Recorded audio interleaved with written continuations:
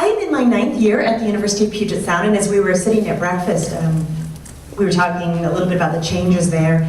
I certainly would welcome any questions at the end or now about UPS. And I will just say in the 9 years that I've been there, I've seen a lot of changes. We went from, when I arrived 9 years ago, we still received most of our students from Washington, well, that's not quite right. Washington State was the state we received most of our students from. And for most of you in this room, you remember when the vast majority of students at Puget Sound were from Washington State. Now that is no longer the case. Our #1 state we draw from now is California. Wow. So Washington is now our #2 state. We've had lots of new buildings since I've been there. There's been the Wyatt Hall was newly finished when I arrived, which has a lot of our literature and those kinds of subjects in it. Beautiful Chihuly glass wall in there. If you've never been up in Wyatt Hall, it's worth going up in. Our science building has been finished. Weyerhaeuser Hall was built, which houses physical therapy and occupational therapy, psychology, neuroscience, those kinds of things.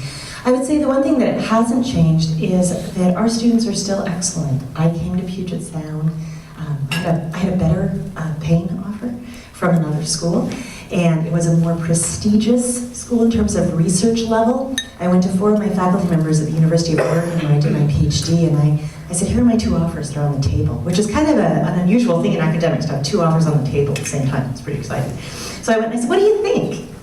And 2 of the professors, these are all research people, 2 of the professors said, gosh, it's a tough decision. And the other 2 said, go to Puget Sound. I said, really? And one of them, he's the kind of professor who, when I would go to a national conference, other PhD students would say, oh, you know Dr. Steers? Yeah, he's a guy. He's office across the hall from mine. He's a great guy. And Rick said, I've had a long and distinguished career. I said, yes, I do know that. He was the president of our International Academy of Management, which has, 12,000 members or something crazy. He's very well published. He said, if I had it to do over again, I would go to a Puget Sound. Because when I really think back on all those articles I've written and all the things I've done, the thing that has had the most impact in the world and for me has been with students. And that was really meaningful to me, and I think I made a good decision in coming to Puget Sound. But I would say our students are really excellent. Our classes are small enough that we can really get to know them. I know all my students, which is a great thing to be able to say. They are smart. We focus on teaching them to think, and I would also say one of the things that distinguished them when I first arrived, but one of the first things I noticed is that they're very polite. They're very respectful, and I think that's a really great thing that we have. So I'm going to talk a little bit about my senior research seminar, because as Marv and I talked, I thought, gosh, this would be of interest to many of you in a very practical kind of way, and also give you a sense of what we're doing at Puget Sound. And then I'm going to talk about the Tacoma Entrepreneur Network, College Edition, which is my baby that I started 2 years ago. I've been working on it for probably 4 years. I've been thinking about it for about 6. So that's the arc of what I'm planning to do. So does anybody have any questions at this point? All right, feel free to interrupt. So basically, the big thing I was hired to do was not to teach entrepreneurship. Was not to teach entrepreneurship, but to revamp the senior research seminar. We'd had, it hadn't been a strong class, and this is our capstone kind of class. It's an important class.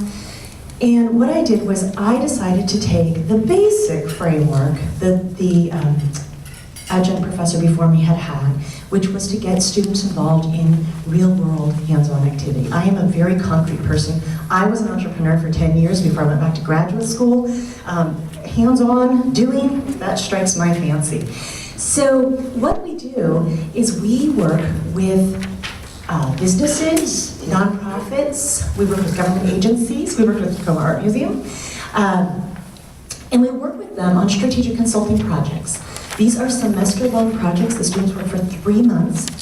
The first day of class, I scare the pants off of them, but now at this point, they come in knowing that it's going to kill you, so it's actually working out okay now.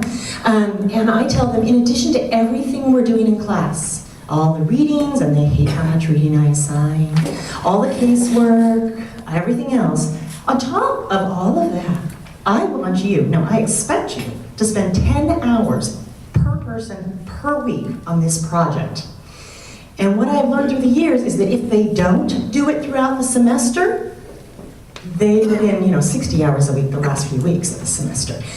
Because they won't pass the class if they don't. And if they don't pass the class, they don't graduate. This is incredible power. I tell you, it's great. But they work with small businesses on strategic consulting projects. They sometimes they're very broad in this sort of just make us better, do something to make us better. Where can we improve? Sometimes they're very focused with the Tacoma Art Museum. We worked on looking at a new income stream of the commercial of displaying art in people's homes, hanging it, storing it, those kinds of things. One of the projects, we do have a strong confidentiality agreement among the students in the classroom. And I asked the client if I could share this because it was one I went to just on a presentation I went to on Monday. And Source Yoga in North Tacoma has been in business for 8 years. They're thriving in North Tacoma. 2 years they opened a University Place location. And they're not thriving. They're just kind of getting by. And they keep saying, what are we doing wrong? What's going, why aren't we thriving here? We thought this was going to be an easier transition.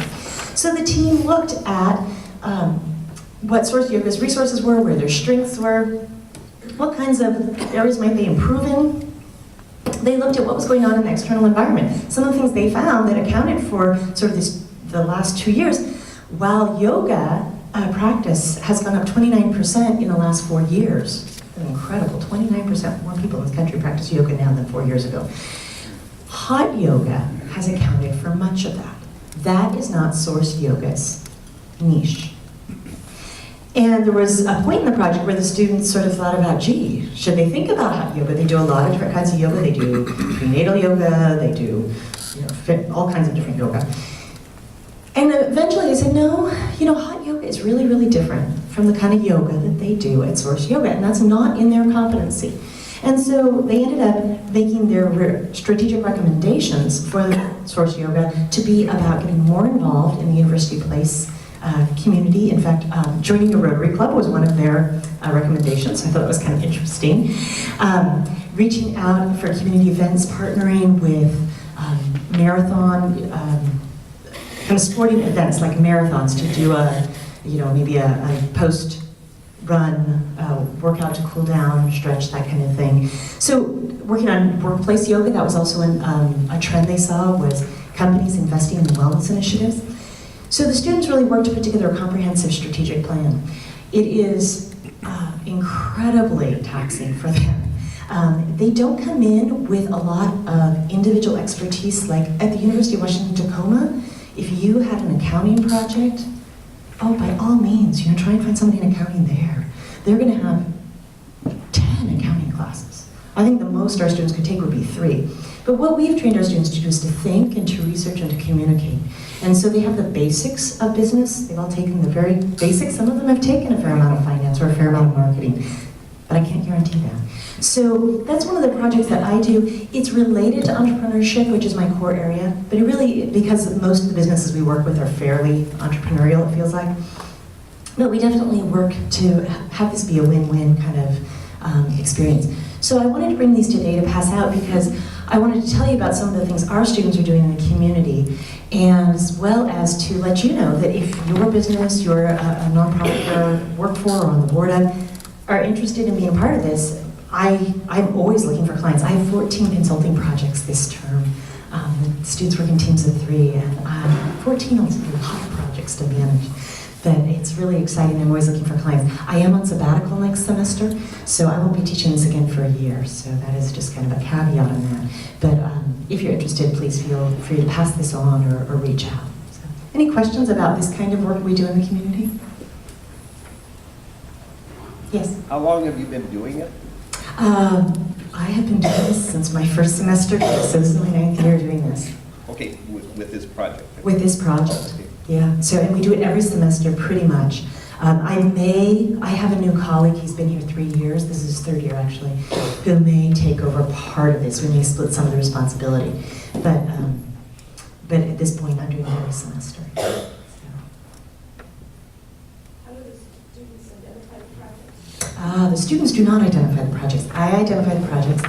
The process is that someone, and it's all word of mouth. I mean, this is probably the biggest pitch I've ever made.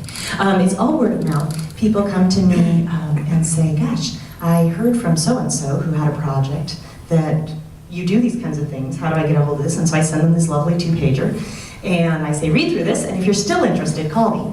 And then we sit down and we talk and try to figure out if there is a project that we can define that the students can do, right? Because that's really important. I don't want to set somebody up for a failure, the students or the client. And then something that will benefit the client and that will fit my educational goals. We can usually do that. And then the students come in on day one and they get a list of all these projects. And they get just a really quick overview of what they are. They indicate their interest in the different projects. But unless students tell me otherwise, I prioritize putting them in teams above the project. Because what I found is that if they don't like working together, it didn't matter if they don't like the project. And it really has worked out very, very well to work it that way. And there are always students who say, I want this project, I don't care who I work with, I'm adaptable. And I really always appreciate those students because I think, well, that's the way you should probably approach things, is you could work with anybody. So we tend to have a pretty good process. Yes? Do you have any sort of mechanisms that it takes to follow up after projects that have done a couple years past and see how successful those implementation and continued, work on those strategies? That is something, so I don't know if you all heard the question, do I have any follow-up mechanisms to see how successful this was? I don't have anything, and the students are asking for that too. They say, we want to know. And I need to make time for that in my life. Right now it's very anecdotal. I remember being at a social event with the 6th Avenue Business District about 4 years ago, and there were 2 people there who didn't know each other, but I knew both of them. One, I had done a project with my first year here, and then one was going to be that semester, and I introduced them with that sort of introduction.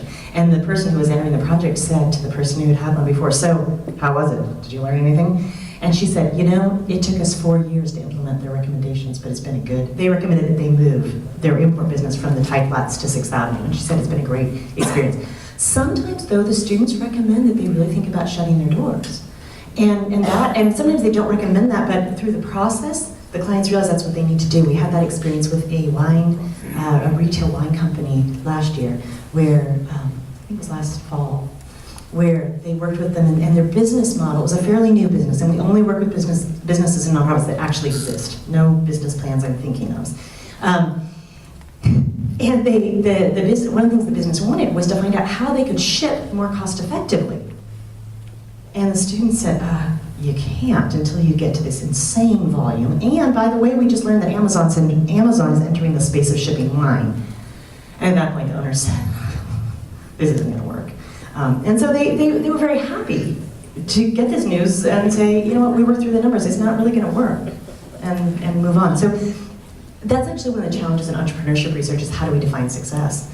Because sometimes you can have a business close, but it's successful because now these entrepreneurs are moving on to their next business.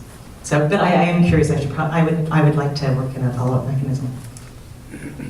I guess a comment and question along with it. Since about the end of 2007, many, if not most businesses have been kind of in a downturn, and we're starting this recovery process over the last couple of years. So most companies have kind of held on or become more successful by cutting their costs over the last 5 years. Do you focus mainly on improving the sales, or are you looking at the cost side of things as well? Do we focus on kind of increasing the top line or decreasing costs? Whichever, both, I guess, is the real answer. Depending on where the company's positioned. We worked with a company this term where they definitely have felt the effects of the downturn. They went from about $1.2 million in revenue each year down to $450 about 2 years ago. It was really $450,000. It was really painful. They're back up to $800,000 now, but their costs are minimalist. I mean, there was nothing. When the students looked at the financials, they said, we don't have, you can't cut anymore. So then they looked at increasing top line. So it sort of depends on the company. We try and look at it and say, what is the need here? And do that assessment. Yes? Could you speak to maybe a nonprofit project that you have taken on here recently? Sure. We worked this semester with the University Place. Okay, so the acronym, this was one of the things the students worked on, was UPCSPR. We're thinking about UP Cares, and then there's a nice meaning to that. But it's a nonprofit that was started in University Place a few years ago to support park and recreational opportunities for seniors and youth, is essentially what they do. The president of the board actually stopped by my office yesterday. We made an appointment and gave the students very nice letters and thank you gifts for the work. The board is already implementing it. But UP CSPR, they're trying to raise money. They're doing a lot of events every year. We're doing, I think, 14 fundraising events every year. And basically the students said, that's too many. You're gonna burn out your volunteers, you're gonna burn out your donors, just cut it. And they found the research. I always push them hard on research. And so they said, you need to cut down how many events you're doing. If you do 4 to 6 a year, that would be doable. But cut down how many events you're doing. They identified rebranding as a big issue for the nonprofit in terms of being able to raise money. Nobody knows what UP Community Supported Parks and Recreation means, and nobody can ever say the acronym unless you've dealt with it for the last 3 months. And so they talked about the fact that up until this point, they've been putting their money just into the UP government park and rec, and that they need to have a little bit more identification of the scholarship, just as you were talking about your Rotary scholarships, right? I remember my best friend in high school got a Rotary scholarship, and you know that as it's a Rotary scholarship, right? Nobody seemed to know that this money was coming from them, and they said, you need to increase this visibility. And what was their other recommendation? I don't remember what the other one was, but we try and work with that, and we've worked with the Tacoma Art Museum. Like I said, that was a nonprofit where we're looking at an earning income stream. We worked with Associated Ministries homelessness services a year ago or 2 years ago. And one of the things that we started out, I can't remember what the project started out as, and this is kind of an interesting thing. I meet with the client, we define a project, and then it often turns into something else.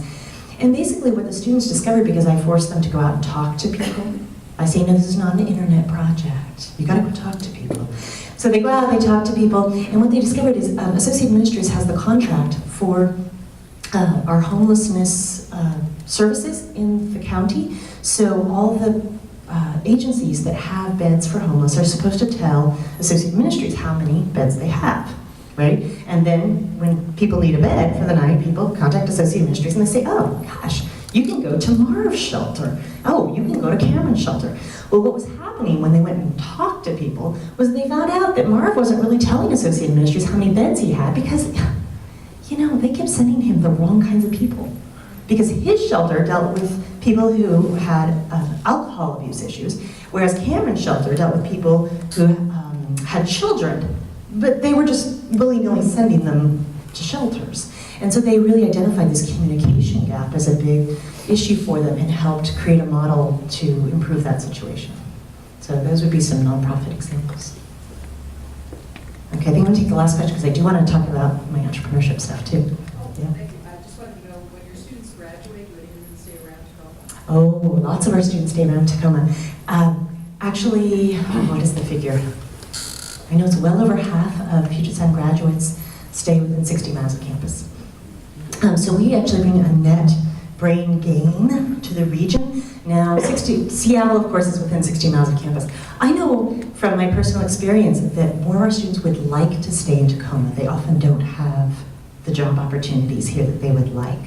I know some of my graduates now work for Cameron, and we definitely have students who stay in the area, and they fall in love with Tacoma. These projects definitely help get them into the community in a very meaningful kind of way. So, yeah. And that's actually a good segue into my other project, which is this entrepreneur network. So what I saw with students particularly was that they like Tacoma. They think Tacoma's a great place after they've been here for 4 years. But there aren't a lot of jobs for them here.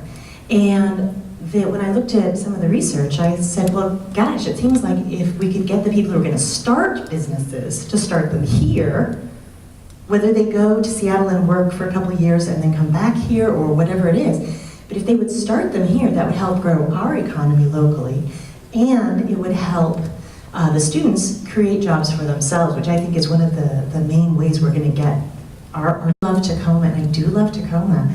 There is no particular reason for a business to come here as opposed to 10 or 12 or 15 other cities in the United States, right?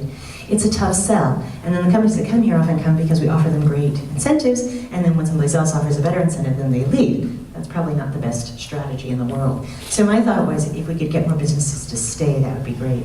So I started this Tacoma Entrepreneur Network. I've started at the college level. I have future plans to expand at the community level. But right now it's at the college level, and my stated goal is that we help students explore entrepreneurial career paths. My secret goal, that is obviously not all that secret, is to help students from all the local universities, because it spans Puget Sound, UW, and PLU, to help them connect with the community and connect with this sense of place and think of Tacoma as a good place to start a business, that this would be a great place where there are resources here.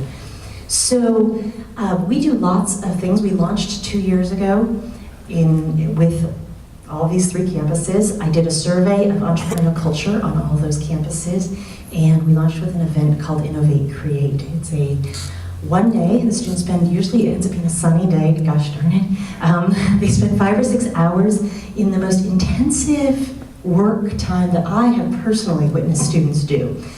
They come in, they are placed into teams with people from other campuses, and they get a problem. And the problem the first year was solid waste. The second year was obesity. This year was transportation. That's about it, I can barely remember what this year's was. And they get this problem, and then they have to come up with essentially sort of a business concept to solve the problem in say 3 hours, and present it to a team of judges. They get judged. So it's kind of a mini business planning competition, except there's no preparation required, you just have to work. And I am impressed with how much they do in that intense amount of time. We had so many participants this year that next year I realized I need to break this into separate rooms where we can have judging happen, because the judging just took far too long this year. But that's a great event that we created 2 years ago. This year we launched a business plan competition for the first time, and that was great. We had 18 teams participate, and for most of these students, they were doing this business plan completely outside of all their other academic responsibilities. So it was pretty cool. I learned a lot, and I'm sure next year will be better, but it was a great experience. We also have smaller events that we do. Our most popular event with students is called Dine with an Entrepreneur. It's insanely simple. When I think about how much students love this and all these other things I do, I think, man, I should just do dines all day long. Dine with an Entrepreneur is simply, I find an entrepreneur who I think would be interesting to students. Sometimes the students come to me and say, gee, I'd really like to meet so-and-so. Right? Great, super. And I arrange a time for the entrepreneur to have dinner at a restaurant that's fairly inexpensive with up to 4 students. That's my maximum, is 4. And so they go to dinner. It's very informal. They talk. Usually the entrepreneur tells his or her story. The students ask questions. They have sort of this back and forth. I'm not there. There's no, hovering professor. And everybody just pays for his or her own meal. And that's it. That is a whole event. And they love it. They typically fill up pretty quickly. So that's a great event we do.